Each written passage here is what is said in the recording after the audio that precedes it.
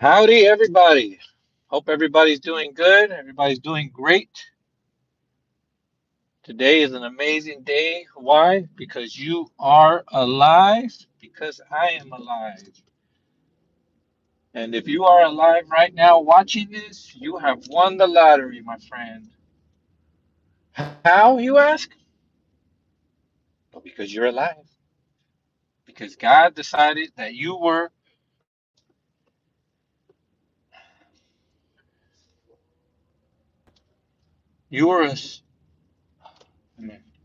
I get a little choked up when I say these kind of things, but you were destined to be exactly where you're at right now. And I think a lot of people tend to underestimate that and look at everything as consequential, as every day just being, just another day, just a routine. There's nothing wrong with routines, but to be aware of what the routine is the key to all this. Do you have a routine that's helping you live a fulfilled life, that's helping you push yourself to your maximum capabilities? Because if not, you're selling yourself short. And you're selling yourself short because you're probably just assuming that your life isn't a spectacular one or wasn't intended to be a spectacular one. Let me tell you, let me tell you, your life is amazing. Your life is amazing because the thing that it takes in order for you to function as a human being, to be able to just breathe and do some of the basic things that we just don't even think about.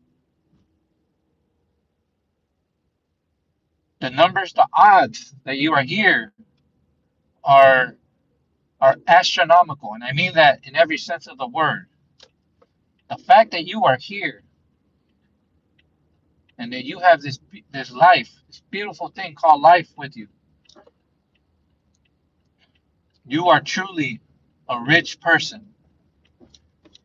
Doesn't have anything to do with what's in your bank account. Has nothing to do with what car you're driving, what house you live. If you're able to truly appreciate what God has given you every day when you wake up before your feet hit the ground, you are a rich person, my friend. You're living in abundance. You're living in abundance because you can see clearly how amazing it is that God gave you another day today. There's a lot of people that went to bed last night that didn't wake up today. So you have to really count your blessings every morning. Every morning that your eyes open, the first thought that needs to come to your mind is thank you, Lord. Thank you, Lord, that you're giving me the ability to get myself up. You're giving me this glorious gift to be able to walk to the restroom on my own. If you're fortunate to have a job, oh my God, oh my God. I don't care if you like your job. I don't care if it's not the dream job that you thought you had. The fact that you're able to, under your own power, get up, get yourself ready, and go and create an income, you're among the few. By default, by default, you're among the few. Because the truth is, especially here, living in America, the greatest country in the world, as far as I'm concerned. The fact that you're here and whatever you may be making, whether that's $20 an hour, whether that's $7 an hour, the truth is, you've already put yourself in the top 5%, 1% of the rest of the world. There's billions of people in the world that don't have access to clean water. I want you to think about that for a sec. Just water. My mom used to tell me stories of growing up in Mexico. He grew up in a mountain rural village. The things they used to have to do just to get the basic necessities that we tend to forget about and not appreciate is a constant reminder to myself of how truly blessed I am every day. And every day, I try to live life on my terms. I make sure that I control my emotions, that I don't let anybody dictate how I'm going to feel, regardless of what their intentions are. I work in construction. I just got off my job right now. And the truth is, if I allowed myself, I would constantly be in a state of stress, in a state of anger, of frustration. Shoot, I might even be in a state of jealousy because I work, I see people in front of me that make more money that I could easily I could easily attribute to it being, oh, they had more breaks in life, or they didn't have it as bad as I did, la la la la la. Because I hear it all the time from other people. I'm telling you this not because that's where I'm at, but because that's what I have. That's what I have to hear every day, and it's easy to get sucked in to other people's energies.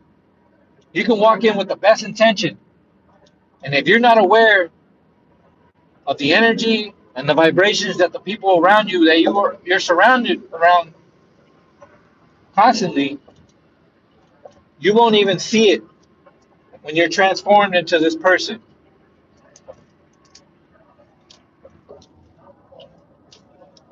They say that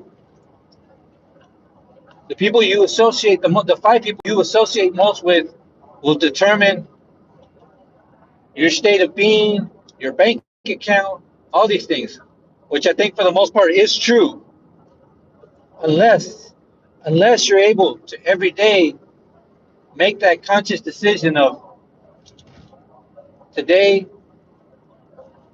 is a blessing from God, and He's allowing me to come out here and to not just do a good job, but to wholeheartedly see how much I'm going to be blessed with because of this job. That I'm able to put a roof over my head, that I'm able to go and buy food for myself, that I don't have to worry about how I'm going to be able to get my car from point A to point B. And I'm telling you this as somebody who's been there. I'm telling you as somebody who has seen my bank account with 45 cents and had to drive around and look for a gas station that would give me the most for that would just get me from one point to another. I've been the bottom of the bottom. I have been there. I've dealt with addiction. I've dealt with poverty. I've dealt with depression. And I say depression because truthfully, I did it to myself. It wasn't a chemical imbalance I had in my brain. It was a result of the addictions, of the mindset, of the circumstances that I made for myself that I allowed to then be labeled as being in a depressive state. And I'm here to tell you all of that is a lie. Your depression, your anxiety, your anger, anything that you're feeling that doesn't feel good in your mind and in your heart, don't take that as labels. Don't let people give you a title based off that.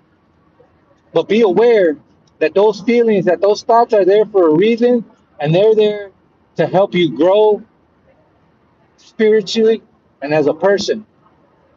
And if there's something that makes you feel depressed, if there's something that makes you feel anxious, sometimes it may not be as obvious as you think. Again, I try to be very conscious of the feelings I have, of the feelings I feel. Does that mean I never get anxious? No. That means I'm very aware when something is causing anxiety to stir up inside of me. And when you're able to actually recognize these things and separate yourself from them, well, number one, you reduce that amount of negative vibration. More importantly, you become aware of what it is that's producing it, and you figure out, do I need to just avoid being in these situations? Is there a way that I can approach this that I know that it's going to make me feel that way? So if I'm able to walk into the situation knowing this in any time in the past would have made me feel self-conscious, would have made me feel negative, but now that I'm aware, I can take a deep breath. I can take 3 deep breaths. I can take 6 deep breaths. Whatever it takes to calm myself down before I walk into the situation. And that way, even if that anxiety starts to come out, I've now you've given yourself the best chance at walking out of something that in the past would have jacked you up. It would have messed you up. It would have caused you to start having negative thoughts. It would have had you to start drinking, start doubting yourself, to start sabotaging any progress you might be making. I'm telling you this from a place of experience. I'm not telling you things that I've heard or I've read. I have done 10 years of solid studying and research on the things that help me overcome these feelings, these emotions. And that's why I can tell you without a shadow of a doubt that if you're going through a tough time, you want to start with your nutrition. You want to start and see what is it that you're putting in your body, in your stomach, that then feeds your brain. Your brain doesn't just automatically operate on its own. Whatever you eat is the fuel that then goes to your brain. That'll then determine if you're going to put yourself in positive emotions and positive energy, positive vibration, or are you going to eat poorly that's going to then cause your brain to reflect and have poor thoughts, poor energy, and poor vibrations.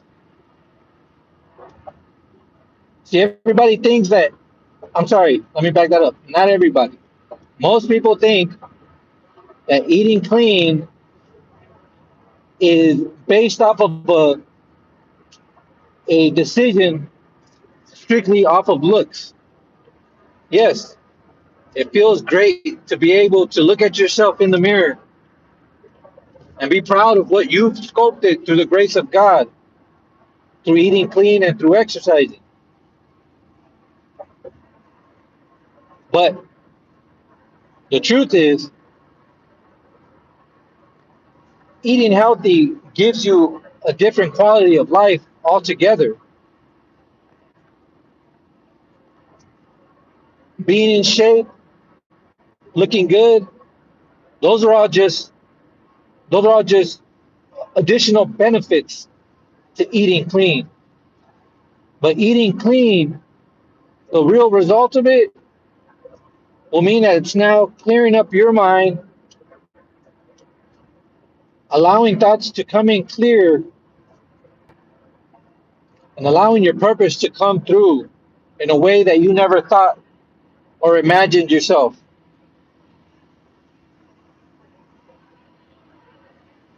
When I decided 4 years ago that I was done drinking for good, and this was my, we'll say, 30th attempt to get sober, I knew at this point already how important nutrition was because I had been doing my research, because I had been listening to the podcast. I had nutrition experts, addiction experts. I had read the books. So I knew that this time was going to be different because I now had the missing piece.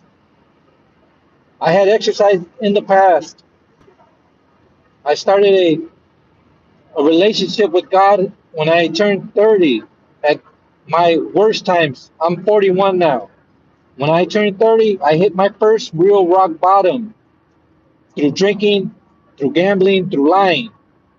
I had to come clean to my then girlfriend, roommate, who's now my wife, and tell her I had blown all my money. Not only blown all my money, I was in debt now because of my gambling addiction. That was the beginning of my journey. And one of the first things I found myself spending my newly found free time because now I didn't have the money to go out and drink, hang out, and do all these things for at least a good month and a half, two, if I remember correctly. 2 months, I had to come home. Sorry, you guys, let me move out the way. I had to come home and figure out what to do with myself, something I was never accustomed to. I couldn't be with myself prior to that. If I was alone, that meant I was going to a bar, I was calling up buddies, I was doing something. I couldn't stand to be alone with my thoughts. And then I found personal development. I started listening to videos by Eric Thomas, by Jim Rohn. I already knew who Tony Robbins was, but I started listening and understanding why Tony Robbins was as popular as he was. Through that, the one thing that all these guys shared and talked about was their relationship with God. So I knew I needed to get right with God. I grew up going to church, but once I hit my teenage years and my 20s, God just wasn't a priority in my life. I can say that without honesty. And if I did anything that I thought was worth being proud of, I was proud of myself. And that's a terrible thing to do when you don't put God first. When you start to build up this pride and think that you're responsible for the good, then what happens is you then, at your worst, find yourself blaming yourself and saying that you're responsible for all the bad. And even though there might be parts of that that are true, the truth is there's a lot of bad things that are going to happen that's going to be out of our control. But if our mindset is so negative that we just tend to take blame for everything, you've essentially put yourself in your own mental prison. So I began talking to God. I didn't know how. I just began. It started off as a morning, as everyday morning going to work, speaking with God, and through that, and through beginning to run and do exercise, because again, I'm broke. I have no money. I can't go out to drink as much as I want to. So I see these dumbbells in the corner, and little by little, those dumbbells turned into me running around the block, and then from running around the block to running to the park, and then running to the park turned into push-ups, and jump rope. And I did this for 2 years. I actually ran a 15K in that time. I was getting myself ready for the LA Marathon. But through all this, the only thing that I focused on when it came to nutrition was I wanted to bulk up. So I started eating heavy carbs and just anything I could get my hands on that would get me bigger. And even though there may have been an aspect of that was me eating cleaner than I previously was, it wasn't a priority. I just looked at it as something that I needed to I needed to do in order to get big. And what happened was a month before the LA Marathon, I was promoted to a higher position in my job that unfortunately meant longer hours and totally took apart my routine of running for 2, 3 hours and exercising in between run days. That disappeared in an instant to where I had to sit that following month with tears in my eyes. And I'm telling you this, with tears in my eyes, and watch the LA Marathon. I will never forget that feeling because it's something that I still to this day have to make up for.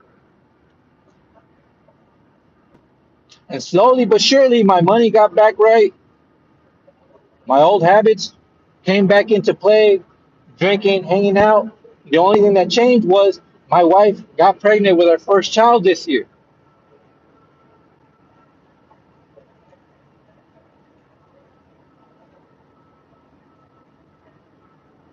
And I'll make it quick. After my first daughter was born, I lost that feeling of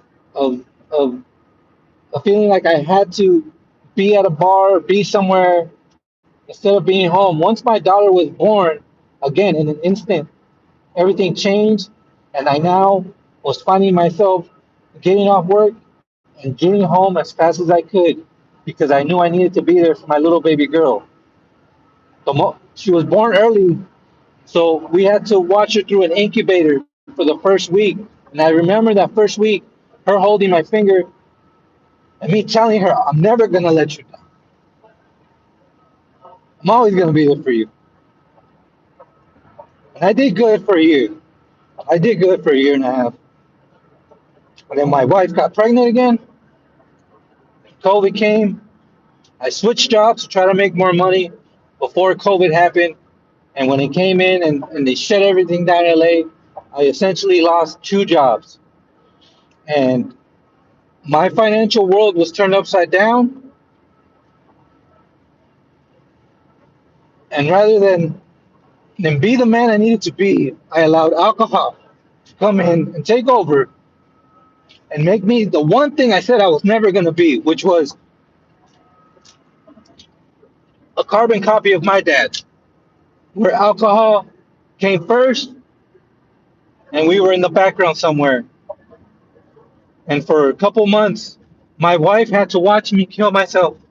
My daughters were too young to know what was going on, but I had to now live with this guilt that I wasn't providing anymore, that I wasn't there for them emotionally, and I was essentially killing myself, just waiting for somebody else to come rescue them, waiting for her parents to come and take over because I said I knew it.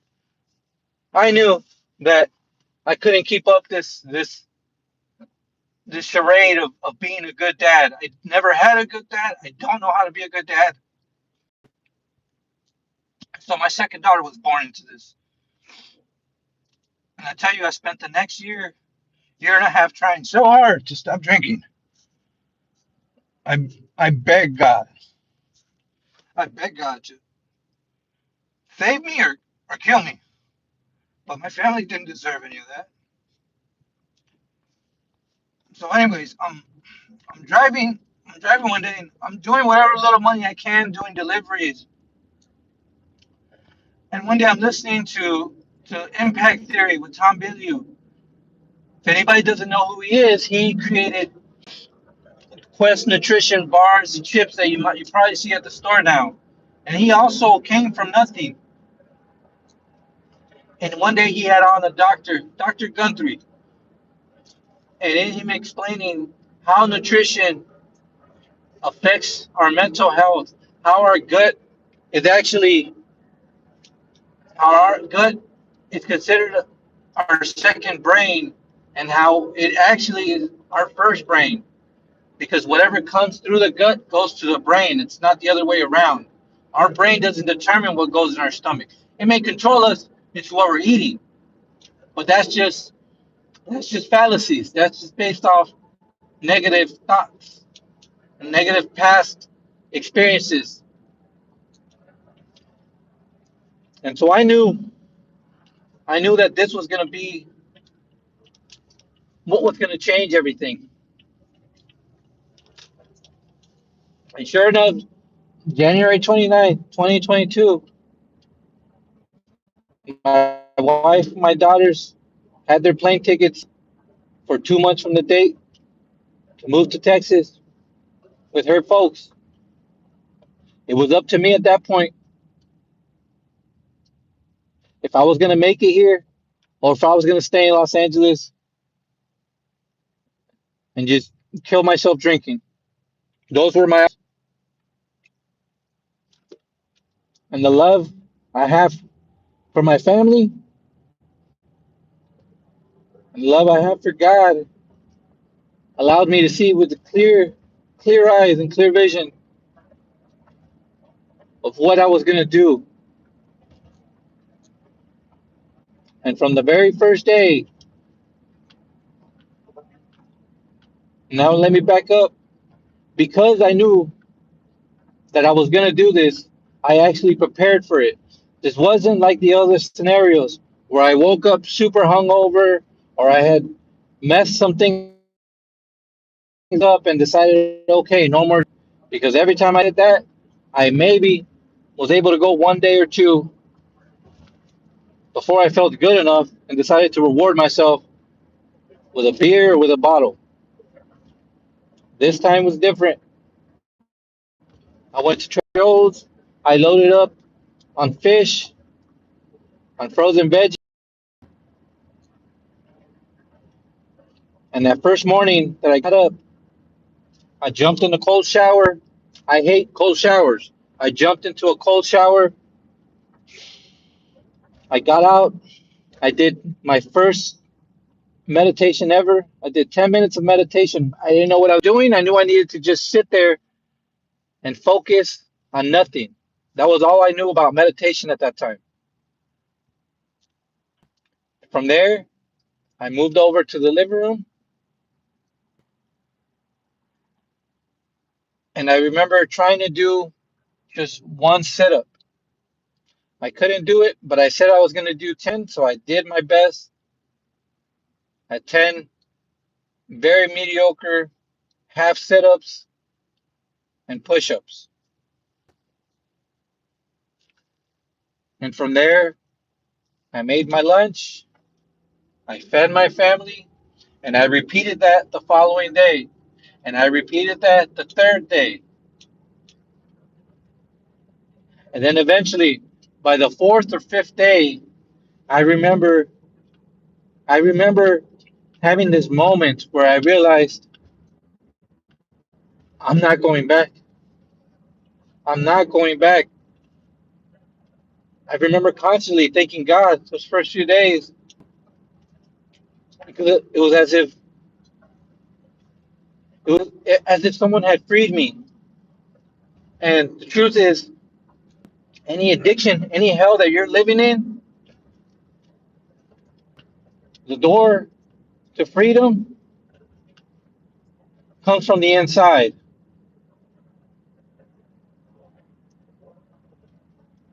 Well, it's crazy, but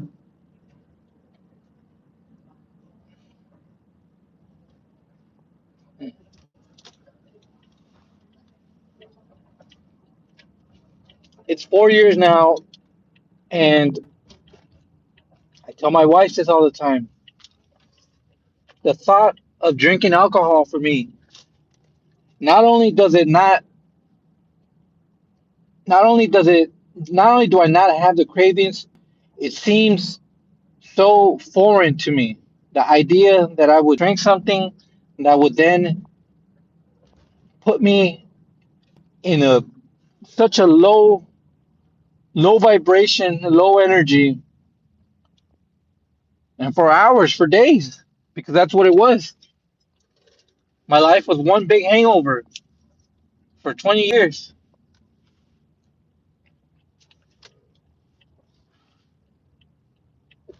So I'm telling you, if you've never thought about your diet, your food, what you're eating to be a to be a one of the reasons why you might be going through stuff, I promise you, it might not fix everything right away, but it damn sure is going to give you the mental clarity, the energy, the focus to figure out what it is you need to do to get yourself out of the situation that you're in.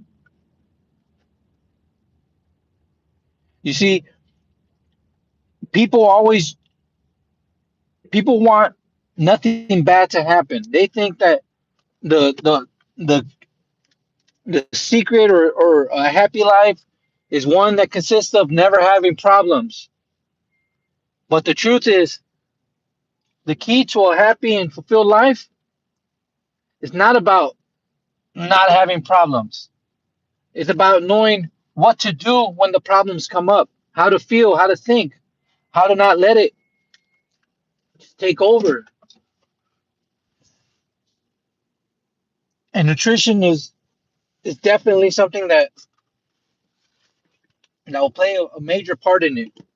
Sorry, I was driving, so I couldn't give any shout outs, but let's see. We got Luan Antonio on here. Oi, Mr. M. Alcazab. Hello, and Shamara. Hi. I want to thank everybody that was on here for this live. I really hope somebody goes back and rewatches this because I know that there was some things in here that will definitely, if not help you, help somebody that you love. As always, make sure that you're if you're going through a hard time, check out all the videos I have on my channel. If you like them, subscribe them. If not, I'll pray for you either way. So thank you to everybody on here. See you guys soon.